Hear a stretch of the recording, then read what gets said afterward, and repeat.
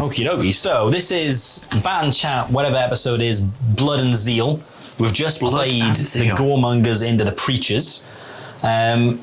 If you watch the game first, because we'll talk about who wins. But let's get thoughts on the teams. So you played the Preachers. And when we started, I was like, I'm not too sure if you want to play the Preachers or the Goremongers, because the Preachers have a lot of rules. And I think that's something to be... So I thought, they can't be that complicated. Yeah, I was a little bit wrong. And I play Kin, who are normally very bubble-centric, but there's 4 bubbles you need to think about on this team.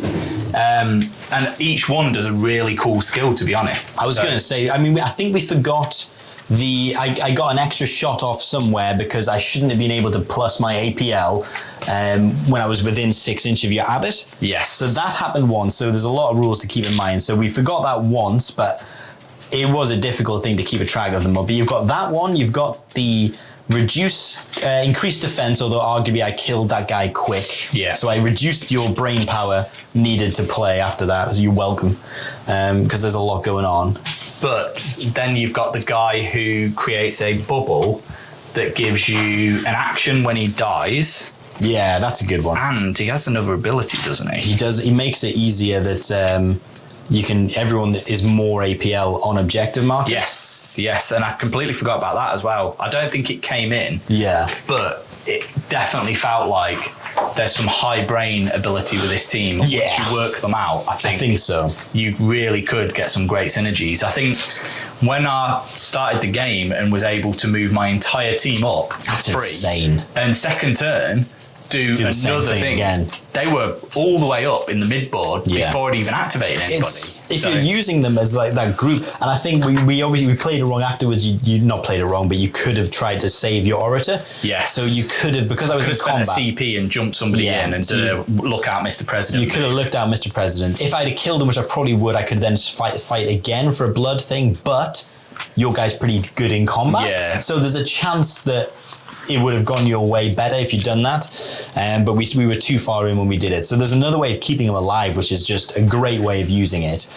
You do have to move him up, which is why he is in threat. Yes. If you want to move him forward and keep that bubble of moving forward, it's understandable why he has that lookout, Mr. President, because he's going to be in the mix. There is a worry with them. You have to keep them within that 6 inch bubble of him. Yeah. And late game, I started realising, to keep them within that range, you really struggling on the board, to be able to get the objectives and stuff. Yeah. So I think you need to kind of work out the teams that are going to stay together. I think that's exactly it. These guys go together and they will bubble up with the Orator.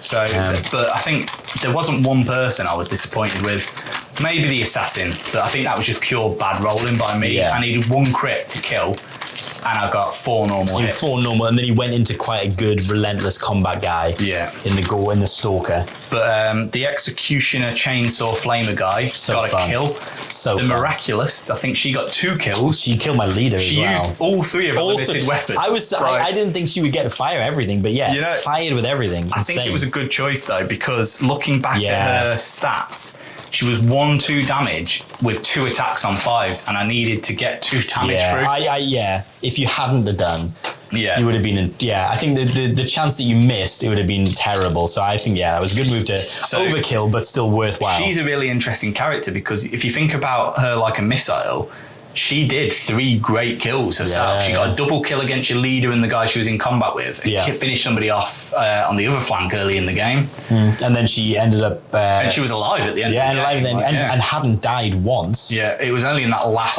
she did you die. Killed her and she came back on 1 and then was able to charge and block me getting 2 victory points for the confirmed kill. Yeah, so I think the Flamers, at the start of the game I was thinking...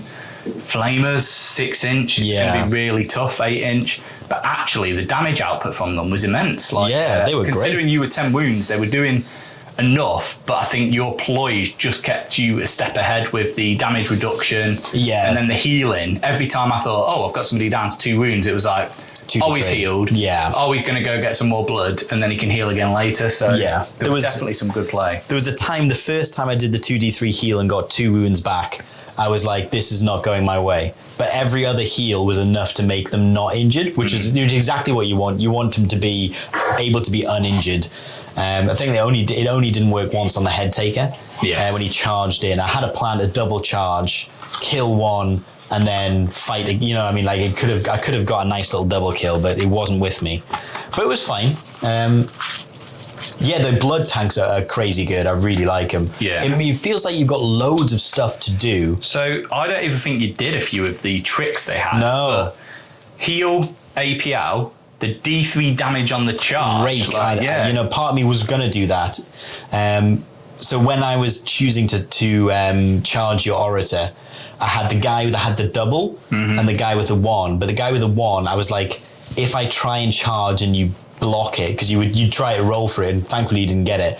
I wanted to have the other guy ready because I thought you might stop him doing it. So if I'd have done with the other one, I would have bopped 1 for rake, and then I would have done the fight twice potentially. But that's what I wanted to do. They felt dead flavoursome, and actually the surprising play for me was the equipment, the chain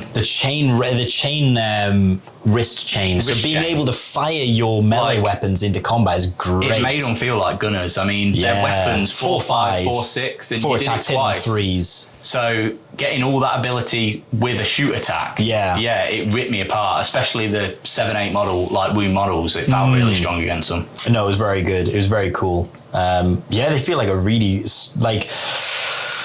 It's hard to say that they're the winners. Like in terms of when you look at the rules and go, who's winning in this team? Because I think that I think on paper they look like they're going to be like an S tier tournament favourite because they're a bit Falgory that you can't shoot them and kill them, but the fact they can heal up and still output a load of damage is great. I wonder how they'll do into elites, that might be able to shoot them and then put them down with a second shot. Move, shoot. Yeah. It's going to be tough against them, but that's always been the way. But I think they're a great team. They're fun, they're fast, they're aggressive, they're right up your alley. I really like, they're a good team, a real cool team. And I think the Preachers might be a slow burn for a lot of people because I think it's going to take you a couple of games to get used to them. I'll be honest, on paper, when we looked at the rules, I was thinking, maybe they're not for me. But actually, when I started playing them, I was like, these are great. Yeah. They're an aggressive, defensive team, so they've a lot of damage output, they're a lot of bubbles, they've got a lot of board presence, and little tricks, the orbs, the grenades. That is great. Give them full seeks, great. So it went off twice, and the times it went off, the double kills. Oh, you didn't quite get the double kill. It would have got one. No, you didn't. It was close. If I'd have got the double kill, it would have won me the game. Yeah, it would have won me the games. But I do think the ability of him was very cool. So I really enjoyed them, and it made me think this is a team that I really could enjoy playing. I think. Looking at them to start with, I thought, they're a bit sisters from last edition, but I think they've got enough flavour that make them feel a bit different. Yeah, I think very cool. Very cool. Yeah. Very cool. A very fun team. Yeah, G-Dubs have hit it out of the park, I think. 2 great teams. I think a few people were like a little bit disappointed that I heard, when they first came out. I think because people were thinking they wanted Grey Knights and Demons. Yeah. But I have to say, both teams feel great. I think they'll both be up there. And as you say, like maybe a bit of a slow burn on the Preachers. Yeah, I think they'll be a slow burn. The Goremongers, you're going to see them at every event. I think Goremongers, they've got recon and seek and destroy, so they've got great tac ops. Well, recon, great tac ops, and the utility of those rejuvenate. Like you feel like you're doing 5 things every time you do activate one person because you got a whole bunch of scenarios where you can just use those Vitae things, the drug packs. Yeah. And some of their equipment's really interesting. Like 2 that you set up ahead of time. The cadaver was really interesting. I think. The other one didn't do anything. I didn't really get the other one, to be honest. No. It was when I got within it, it did something. Yeah, but you couldn't use rerolls, but it ultimately meant I was never going to go within it. So no, basically, yeah. Yeah. And you had to be wholly within, so it was kind of pointless. But the cadaver was interesting, although I put it on someone who died quite quickly. But you can just up their blood. Yeah. So if you have them in half, then by the turning point 2, they can go up to full for free, and then you can get. Having a full tank Oh, plus yeah. 1 APL, relentless on charge, plus 1 APL, D3 damage. I mean, running it on one of your better combat guys, that's a dead elite. Yeah, I mean, that was the plan to do on the head taker guy. But he just sadly, and that's what I did, but he didn't heal enough. He still was all right, though. He survived the combat. Yeah. No, they definitely were hardy. Every time I thought, I've got him. Yeah, it was like the damage reduction. Gore-geous Tenacity was very good in combat because that's where you're going to live, and it's minus half the damage rounding up in combat, which is very good. I think there was a few little tricks with every person on both teams. Even your pistol guy, I was like, he's going to be the dash in combat. And the shooting and dash. You get stack a dash. Yeah. So again, mega mobile with the extra movement. I think possibly the leader's probably even better than we saw. But he came out and he was just in a position that he was out in the open a bit. He was getting a bit. He might be a bit more of a killer on that team as well. But he's got a decent shoot. He's got like a flamer. 4 attacks hitting on 2s, 4 saturate. I think you were just bit unlucky on the cherub. I mean, I spent the Rosaria to keep it alive by 1 wound. But then his damage reduction once per game, just ignore it is good. Yeah. So I think he could be. He could be a real good. I kind of want to replace him with like a bloodletter because his mask's a bloodletter. Yeah. All the legs are bloodletter legs. So it'd be quite cool to just be like, here's a bloodletter and some chumps that follow him around. No, I like it, and I like both teams. I think you've done a very good job, Rusty. Getting ready for battle. I'm not happy with them, but I never would be. I didn't get to drag enough people. That's my only regret. I mean, I think you got it got it off twice, and one time it failed. I dragged 2 people 2 inches, that was it. Yeah. I think when I read the rules, I thought, bloody hell, this is great. Yeah. But the fact that you get defense dice just slows it down a bit. It might be too strong if not, because you're probably always getting 3 hits through.